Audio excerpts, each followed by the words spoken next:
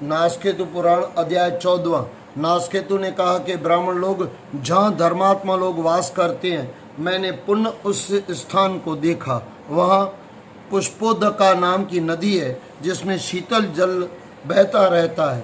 उस नदी में स्वर्ण की रेत है और तट भाग में अनेक प्रकार के वृक्ष हैं तथा उन वृक्षों में सुगंधित पुष्प सदा लगे रहते हैं। हे विप्र लोग, मैंने उस नदी के तीर भाग में मंदिरों को देखा।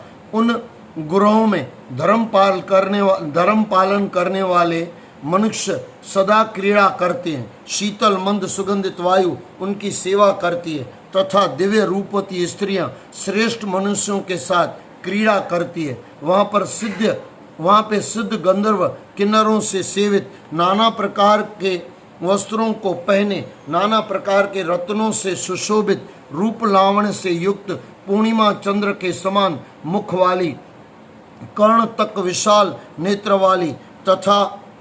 नेत्र वाली और देखने मात्र से मन को हरने वाली ऐसी सुंदर स्त्रियां पतियों के साथ आनंद करती है। उन पुष्पोदका नदी के तट भाग में सुंदर स्त्री पुरुष वास करते हैं। वहाँ उन पुरुषों को तो भूख, प्यास, ताप और शीत का भय तथा जरा मृत्यु, सफेद बालों का दुख ही नहीं होता है। इस प्रकार के उत्तम सुख पूर्व जन्म के कृत धर्मों के द्वारा प्राप्त करते हैं। जो पापात्मा, दुराचारी, नित्य कलह करने वाले हैं तथा समस्त जीवों की निंदा करने वाले हैं, वे सर्वत्र दुखित रहा करते हैं। और जो विष्णु की भक्ति को करते हैं तथा विष्णु के ध्यान में रत रहा करते हैं, ऐसे लोग यमलोक की नरक संबंधी यातना की बात को कभी नहीं सुनते हैं, किंतु ऐसे लोग संसार रूपी समुद्र से मुक्त हो जाते हैं, इसमें संशय नहीं है। अध्याय 15।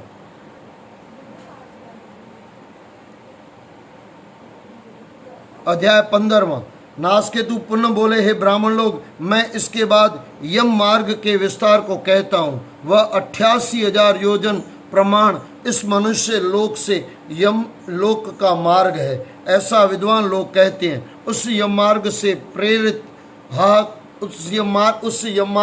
प्रेत हाहाकार और रुदन करता हुआ अपना घर छोड़कर यमपुर को जाता है।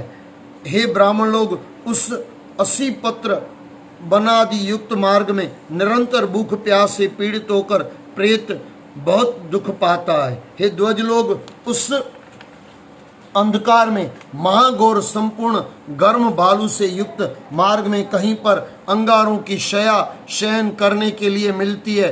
वे यमराज के समस्त क्रूर दूत पापियों को, जो मूर्छित होकर पुनः क्षण भर में उठ खड़े होते हैं,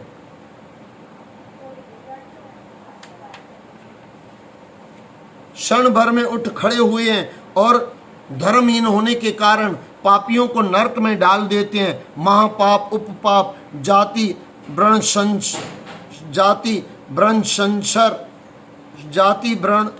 भ्रंशर, संकीकरण, मलिनीकरण, अपातीकरण आदि पाप को जो नराधम करते हैं, वे ध्वज लोग मैं मनु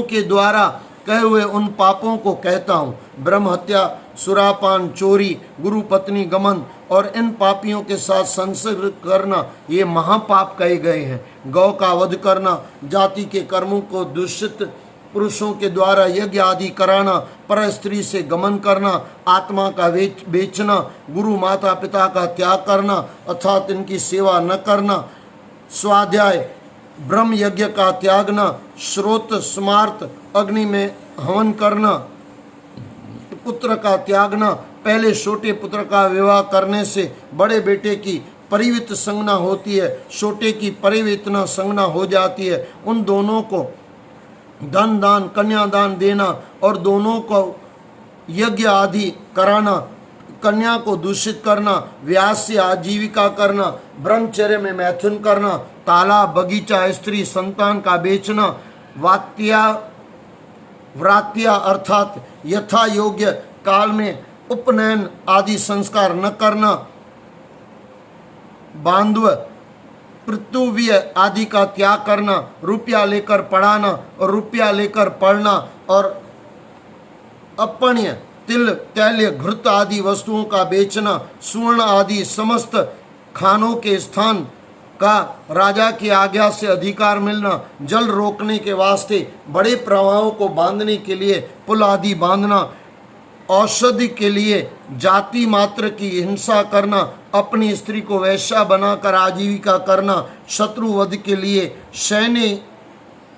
शयन योग्य करके अपराधी जीव का वध करना, मंत्र औषधि आदि से वशीकरण करना, पाकार्थ ईंधन के वास्ते हरे गीले वृक्षों को काटना, बिना देवता पितृ निमित्त के केवल अपने ही भोजन के लिए पाक बनाना और निंदित पुरुषों का अन्न लेकर भोजन करना, अधिकार होने पर भी अग्निहोत्र न करना, चोरी करना, कर्जा लेकर अदा न करना, श्रुति स्मृतियों से विरुद्ध शास्त्र की शिक्षा मानना, नृत्य गीत बाजा आदि कर्मों का सेवन करना, धान्य तांबा लोहा आदि की चोरी करना और पशु की चोरी करना, मदिरा पीने वाली स्त्री के साथ मैथुन करना, स्त्री शूद्र वैश्य क्षत्रिय इनका वध करना और नास्तिकता अर्थात पाप पुण्य पर अविश्वास, ये सब उपपातक कहे गए हैं। ब्राह्मण को लाठी वगैरह से मारकर पीड़ा देना, अत्यंत दुर्गंध पदार्थ लहसुन विष्ठा आदि अग्रेय पदार्थ का सूंघना और मध का सूंघना, कुटिलता करना, मैथुन करना, ये प्रत्येक जाति भ्रंश कर पाप कहे गए हैं। गधा घोड़ा ऊंट मृग हाथी बकरी बैड़ मछली सर्प भैंसा इनका वध करना संकीकरण पाप कहा गया है। निंदित पुरुषों से धन का लेना अर्थात अप्रतिग्रह से प्रतिग्रह लेना, वाणिज्य करना, शूद्र की सेवा करना,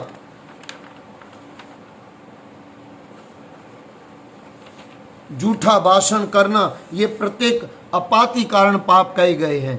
कुर्मी छोटे जीव कीट बड़े जीव मक्खी आदि जीवों का वध करना, मदिरा के साथ भोजन करना, फल ईंधन पुष्प इनकी चोरी करना, धीरज नहीं धरना, ये प्रत्येक मलिनीकरण पाप कहे गए हैं। जो पाप कर्म में रत और सब धर्मों से हीन है वे नराधम इन प्रकार के पापों से नरक में जाकर यातनाओं से पकते रहते हैं। जो धनादि कर्म नहीं करते हैं तथा कृपण कंजूस हैं, अभिमानी हैं और लोभी हैं, विषयों में मन को आसक्त यानी लीन करने वाले हैं और मोहयुक्त बुद्धि वाले हैं, ये नरकों में यातना के भागी होते हैं। अध्याय 16। नासकेतु ने कहा कि विप्र लोग जो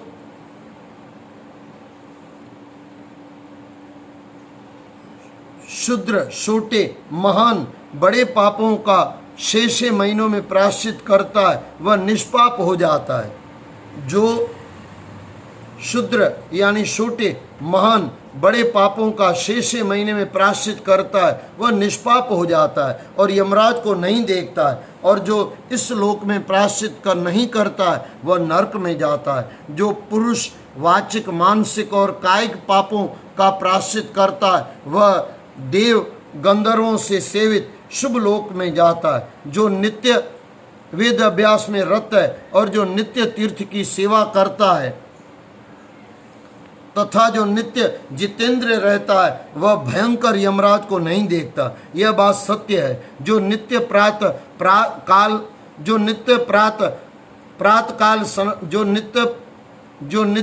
प्रातःकाल स्नान करता है वह यमलोक की यातना के दुख को नहीं देखता और पातकी पुरुष प्रातःकाल स्नान करने से पूजित हो जाते हैं। हे द्विज श्रेष्ठ, पृथ्वी स्वर्ण गौ और 16 महादान देकर स्वर्ग को जाता है और फिर कभी स्वर्ग लोक से लौटकर नहीं आता है। हे बुद्धिमान लोग, जो पुरुष पवित्र स्थितियों में जो पुरुष पवित्र तिथियों में व्यतिपात योग में संक्रांति में स्नान करके किंचित मात्र भी दान देते हैं वे दुर्गति को प्राप्त नहीं होते हैं। जो दानी पुरुष हैं वे लोग दारुण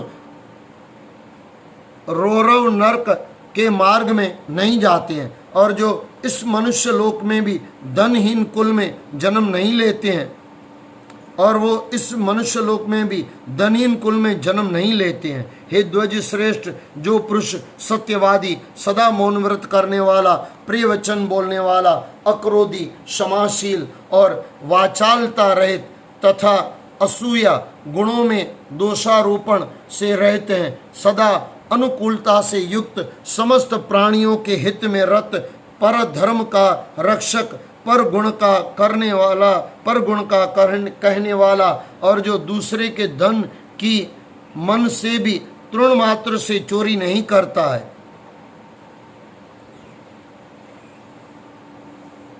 सदा अनुकूलता से युक्त, समस्त प्राणियों के हित में रत, परम धर्म का रक्षक, पर गुण का कहने वाला, और जो पर गुण को कहने वाला, और जो दूसरे के धन की मन से भी तृण मात्र से चोरी नहीं करता है,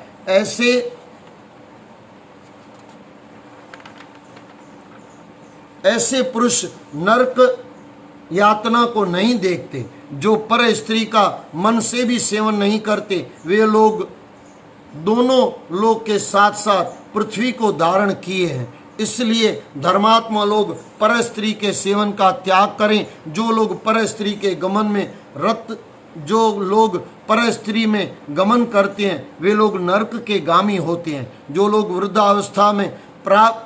लोग वृद्धावस्था प्राप्त होने पर माता पिता की देवता के समान आराधना करते हैं, वे लोग यमलोक को नहीं जाते हैं। इसलिए जो स्त्रियां पतिव्रता धर्म में रत हैं और शील की रक्षा करती हैं, वे धन्य कही गई है। जो शील का नाश करती हैं, उन स्त्रियों को दारुण यमलोक मिलता है। गोदान करने से मनुष्य उस यम मार्ग में सुख से जाता है, तथा हाथी घोड़ा रथ दान से यम मार्ग सुख देने वाला होता है। अध्याय 17वां। इतना वृतांत कहने के बाद नासकेतु ने कहा कि विप्रलोक, मैं पुण्य भयंकर यम मार्ग को कहता हूँ। उस महाघोर यम मार्ग में कहीं पर अधिक उतार चढ़ाने वाले पर्वत हैं, कहीं पर लोह के घोर कील हैं, और कहीं पर 80 पत्र वन है, कहीं पर पाषाण यानी पत्थरों की वृष्टि होती है, और कहीं पर जलती हुई रेत बरसती है, कहीं पर हिमालय से भी 100 गुना अधिक दारुण शीत पड़ता है, कहीं पर महा भयानक अंधकार है, कहीं पर अत्यंत दारुण धूप होती है, कहीं पर सुरई की धार के सदृश मार्ग है, कहीं पर पीप रक्त से पूर्ण मार्ग है, और वहाँ पर भयानक वैतरणी नाम की शुद्र नदी है। वह 100 योजन के विस्तार में है तथा काक गुर्दों से युक्त है। उसमें से दुख शोक से प्राणी डूबते हैं, उसमें दुख शोक से प्राणी डूबते हैं। हे ध्वज श्रेष्ठ, जो गोदान करने वाले हैं, वे लोग उस नदी के पार चले जाते हैं, और तीर्थ स्थान में रत प्राणियों से वह नदी सुख से पार की जाती है। उस यम मार्ग में धर्मात्मा लोग सुख से जाते हैं। हे ध्वज श्रेष्ठ, धर्म राजा के नगर में सर्वत्र एक समान व्यवहार है, अर्थात वहाँ पर पक्षपात नहीं होता है। एक समय धर्म राजा की सभा में सूर्य के समान तेजस्वी नारद मुनि आए। यमराज ने नारद मुनि को देखा, उठकर प्रणाम किया, और अर्घ पाद आचमन आसन आदि से नारद मुनि की पूजा की। जब देवदर्शी नारद जी आसन पर बैठ गए, तो उस समय महातेजस्वी नारद जी आकाश में